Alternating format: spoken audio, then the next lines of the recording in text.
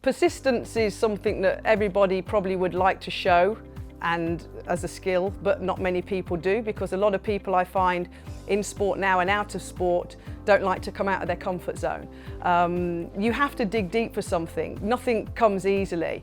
And in terms of an example for me in my athletic career, I had many injuries and I had to dig deep many times and come back from those injuries. And I had training partners and people that weren't prepared to do that because they couldn't be bothered or they didn't believe in themselves.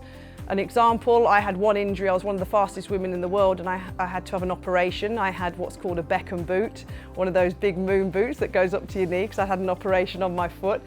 And I was feeling very sorry for myself.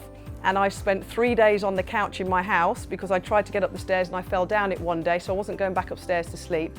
So I slept on the couch for 3 days. I didn't eat anything or want to move in any shape or form.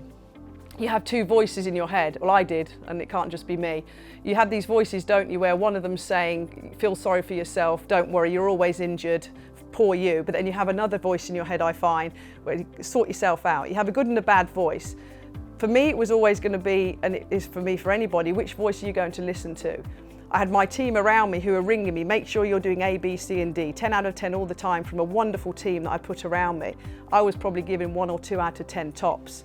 But then I thought, no, you know what? I can do it another way. I can achieve a goal that I have set myself. I just have to think outside the box and come out my comfort zone. So to cut a long story short, I couldn't walk, I couldn't drive, but I could call a taxi and I could go down to the training ground and I could have my coach Linford Christian, my training partner Darren Campbell, laughing at me as I fall out of a taxi on crutches. What are you doing here? I can't run, but I can do something else. And I went in the gym and I adapted. You have to be persistent, you have to think out the box, you have to come out your comfort zone, and you have to really want to do that.